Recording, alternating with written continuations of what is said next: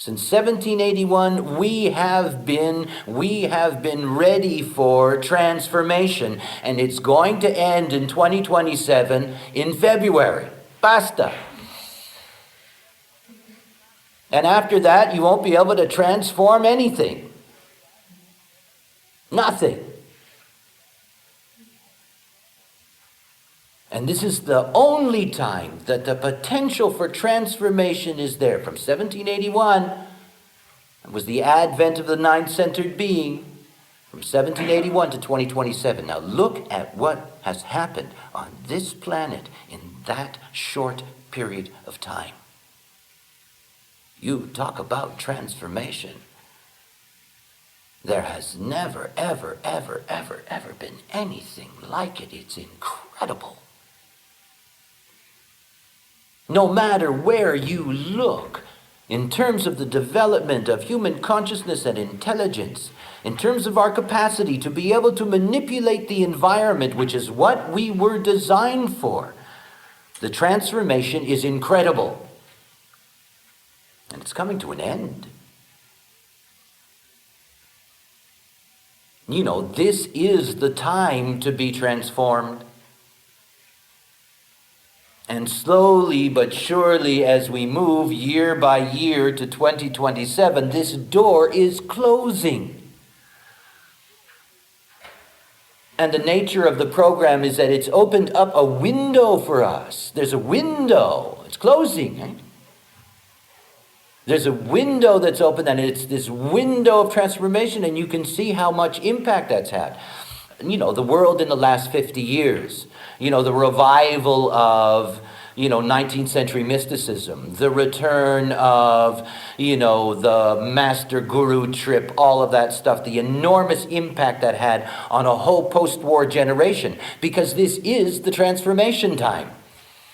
In 1961, we went into the first line theme. Now, one of the things to understand about the way in which cycles work is that they work according to the precession of the equinox. In other words, they're going backwards.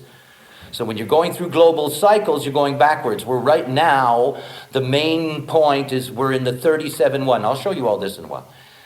And we're moving backwards. We're going to go into the 55-6. That's going to take place in 2027. But right now, since 1961, we've been in a first-line theme. We'll stay in this first-line theme until 2027. That's why you have me now, because I'm nothing but Mr. First Line. I mean, I didn't even think I was alive before 1961, because it had nothing to do with me. And in 1961, my whole life changed. 13 years old, 1961, all of a sudden my whole life changed. Because the global theme went from being second line to being first line. I've got 10 first lines. I've got a first line in my profile. I, Mr. Investigate, get down to the foundation and make sure that it's solid, and if it isn't solid, call it what it is. And here I am in a first line time. And you have to see how important that is, because the first line theme is education. First line theme is finding things out. Since 1961, we have answered questions that are the most incredible questions. Right now, somewhere out there in the world, there's 2 human clones coming. Hey, they're coming.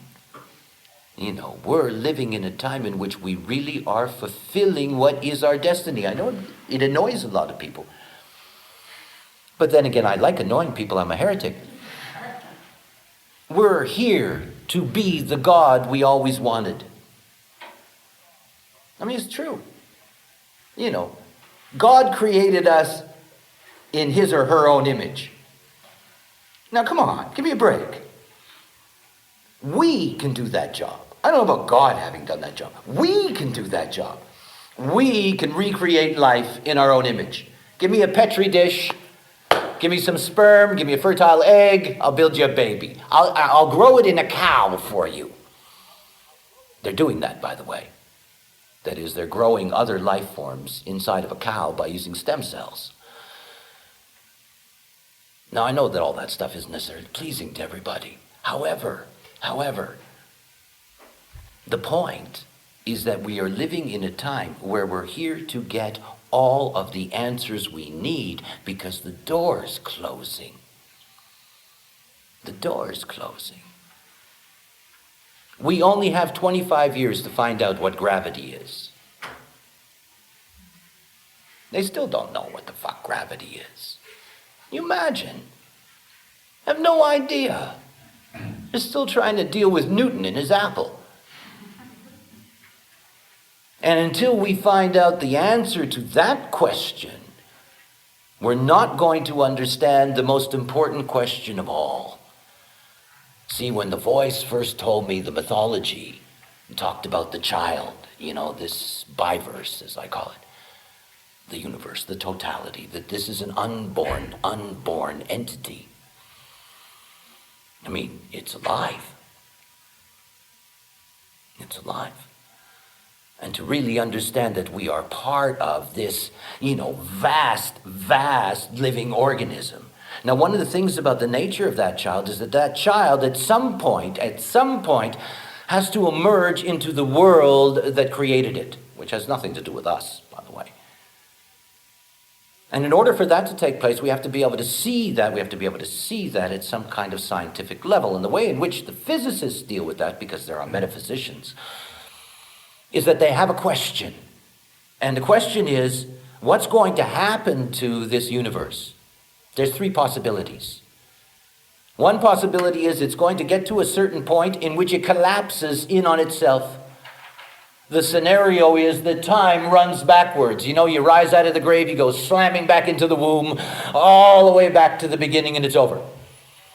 Or maybe it bounces back, who the hell knows. But anyway, that's their idea. You go up there and it compresses and it comes flying back.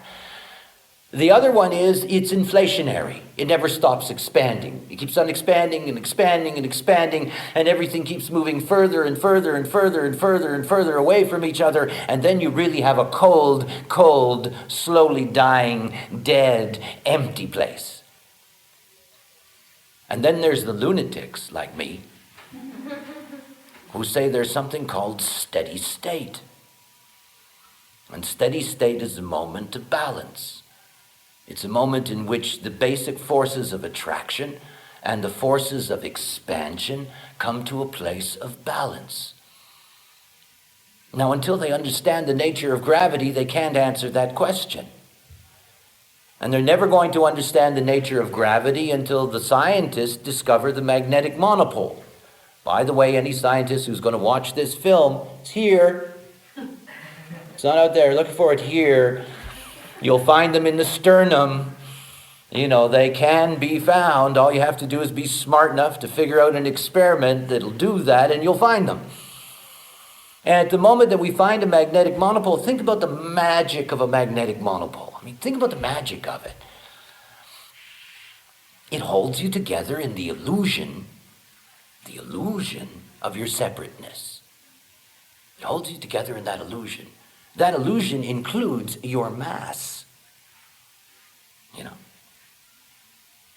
Think about that. A magnetic monopole can hold you together in this illusion, but let's say that my magnetic monopole, for some bizarre reason, was simply going to change its frequency, and all of a sudden my mass is equal to 2 stars. And I suck all of you into me immediately. Instant black hole. Choom, you're gone. Matter of fact, I take the planet, I take the solar system, I take the sun, I take the whole thing instantly. A little frequency change. They don't know how that works.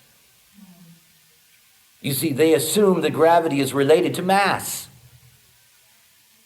That's still Newton in the apple. But the mass is determined by something. And until they understand the determination of the mass, they're never going to understand how much the damn baby weighs. This is what we want to know. How much does it weigh? When is it going to be born? Can we have baby pictures? Yeah.